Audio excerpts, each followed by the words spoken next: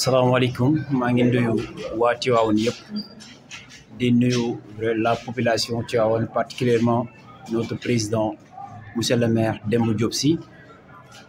di nuyu également suñu président commission formation et employabilité Gorgui Massamba Boye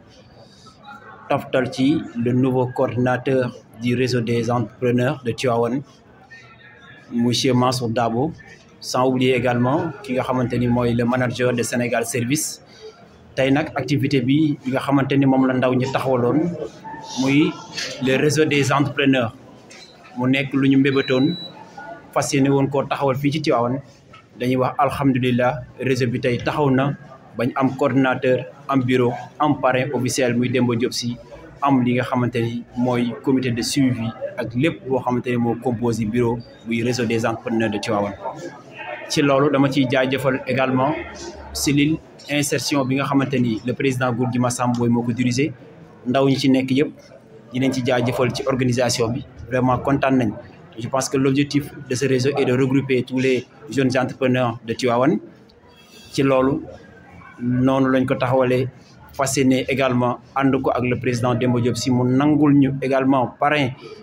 li nga xamante ni mooy réseau bi fas yéene accompagner ndaw ñi ci domaine entrepreneurial ci domaine yi nga xamante ni moo war a jàppale ndaw ñi. J'ai l'habitude de le dire parfois tubaab dafay wax ni un seul pied ne peut pas tracer un sentier. Une seule doigt ne peut pas ramasser un gravier par terre. Seul l'honorable Demba Diop Sy ne peut pas développer notre Tivaouane. Il sera l'œuvre de nous tous. Looloo waral ñu ànd ko ak suñu président ñu créer le réseau des entrepreneurs pour faciliter l'accès des jeunes à l'emploi. Donc ce qui est important aussi sur les entrepreneurs ñu xam ni am na lu leen a xaar pour ñu war a mën a recruter ay ndaw former leen may leen ay stages ñu war a mën a préparer seen avenir dans le milieu de l'emploi. Je pense que loolu moo waral tey jii ñu taxawal le réseau des entrepreneurs ànd ko ak population Tivaouane ànd ko ak képp koo xamante ne entrepreneur nga en tout cas ñi ngi jaajëfal ñëpp di gërëm ñëpp di gërëm képp koo xamante ni teewoon nga fii di wax ni ensemble le travail continue incha allahu rabbi merci beaucoup. asalaamaaleykum mbokki Tivaouane man maa ngi wuyoo ci turu Gorgui Massamba Boye nekk président commission jeunesse formation et employabilité ci mairie bi. ñi ngi remercier la presse si seen temps bi ñu jël tey pour ñëw accompagner li nga xam ni mooy initiative commission bi jaarale ko ci cellule insertion. si noonu damay féliciter le président de la cellule insertion muy Bekay Diagne. Il a été d'une main de maître ci organisation tey bi ak son équipe. di féliciter également le coordinateur élu Mansour Dabo mu nekk doomu Tivaouane nekk aussi un conseiller municipal di nuyu di ko beral aussi suñu collaborateur bi nga xam ni mi ngi fii ci Tivaouane nekk le manager départemental de Sénégal Service muy monsieur Sarr ñu ànd ci tey ak daanaka doomu Tivaouane yëpp yi nga xam ni dañu am seen yëfi bopp bëgg ko taxawal bëgg it bu sottee mu doon njëriñ pour Tivaouane. dañu amoon mandat auprès du maire auprès du bureau municipal auprès du conseil municipal bi nga xam ni le maire moo ko jiite ñu dénkoon ñu xalaat ci lépp loo xam ni mën na jàppale jeunesse bi mais mën na doon également ay jumtukaay yu développer Tivaouane ñu xalaatoon taxawal le réseau des entrepreneurs. donc réseau boobu tey moom la ñu taxawal mais ci caractère institutionnel dañu ne le maire Demba Diop Sy déjà au-delà du fait que exemple de réussite la ci wàllu entrepreneuriat mais aussi c'est le maire de la ville ñu beral ko li nga xam ni mooy le parrain officiel d'honneur du réseau bi nga xam ni moom lañ taxawal léegi. beneen parrain bi nekk Modou Fall ñëpp xam ko mu nekk suñu papa bëgg Tivaouane léppam Tivaouane di liggéey di un exemple de réussite moom it ñu def ko le parrain du réseau des entrepreneurs bi nga xam ne taxawal nañ ko léegi am ci yaakaar ni mën naa nekk pour Tivaouane un déclencheur wala élément wala levier de développement plutôt. li ñu sabab ci réseau bi mooy mu am une mise en commun des énergies individuelles ñi nga xam ne ñëpp ay doomu Tivaouane lañ am seen yëfi bopp am xam-xam dañu bëgg ñoom ñu jàppalante ci seen biir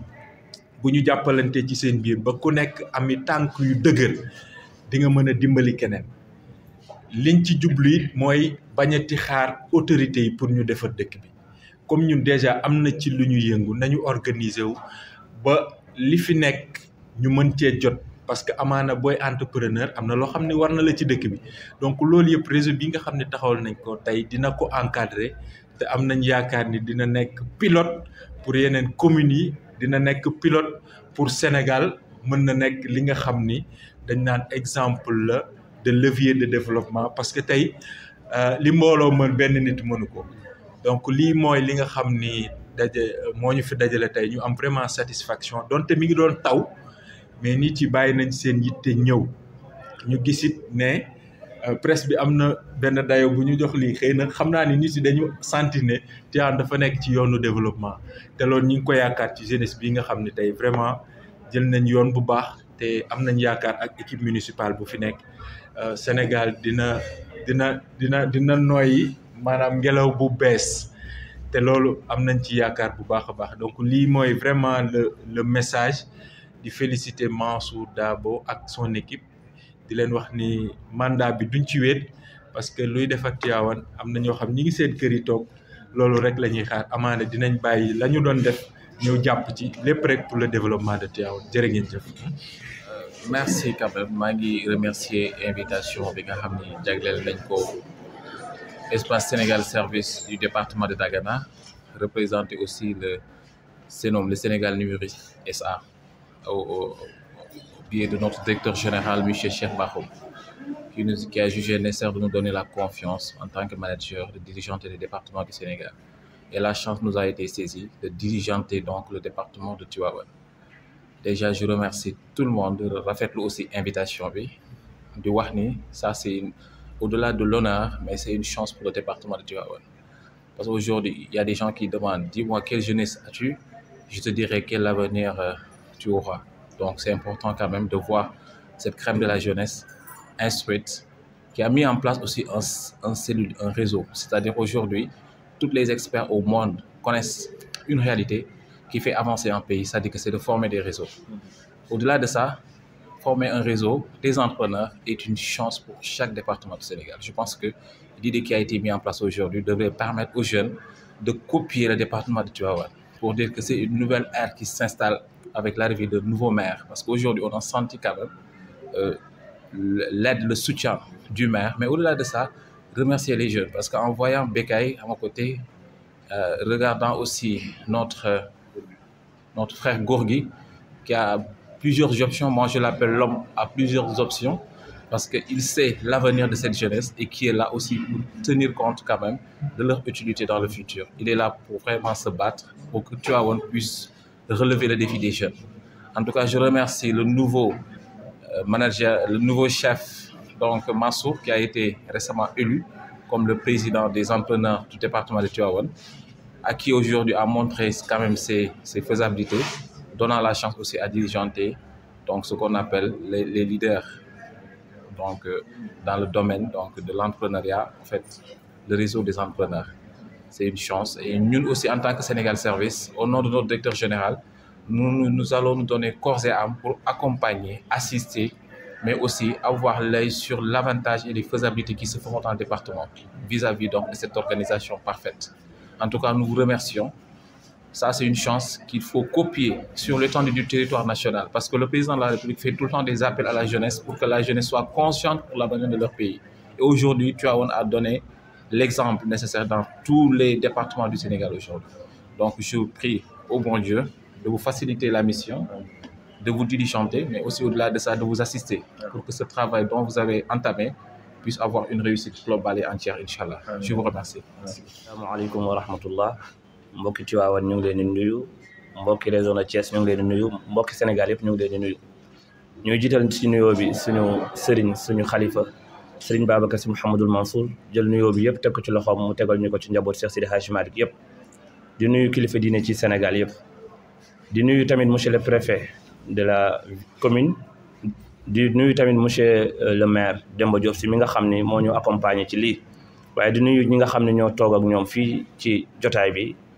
sama droit ki ci nekk muy président Bekay Diagne mi nga xam ni commission bi nga xam ni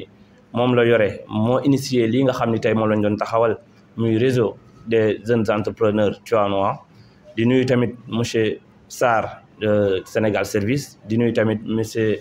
Gorgui Massamba Boye mi nga xam ne mën naa ni lii nii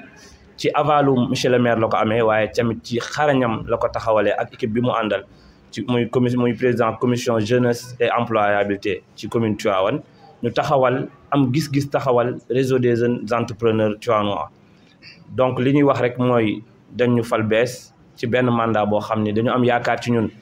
pour ñu ànd ak entrepreneurs yi nekk Tivaouane yëpp au delà de Tivaouane sax yi nekk ci département bi yëpp fexe suqali li nga xam ni mooy liggéey wala employabilité ci Tivaouane ñu ciy tàllal loxo ñëpp ñi nga xam ne ñu ngi biir Tivaouane ay entrepreneur ñoo xam ni peut-être ñooñu gën a yàgg ci entrepreneur ak ñoo xam ne sax nekkuñu ci entrepreneuriat waaye am nañ ci gis-gis wala am nañ ci yéene di tàllal suñu loxo Tivaouane yëpp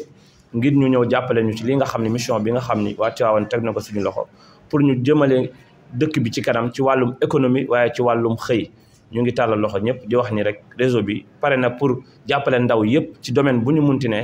fi nga xam ne Tivaouane mu ngi fa ci wàllum économie incha allah ñu booster ko bu baax a baax duñu guddal kàddu yi ñu ngi remercier presse bi nga xam ne teew na fi yëpp di remercier jeunes entrepreneurs yi nga xam ne ñëwoon nañ fi yëpp di leen jox rendez-vous très bientôt di leen wax ni ndaw Tivaouane pare nañ pour lëkkaloo liggéey ngir jëmale Tivaouane ci kanam ànd ceeg monsieur le maire ak kilifa yi fi nekk yëpp wasalaamualeykum wa rahmatullahi wa barakatuh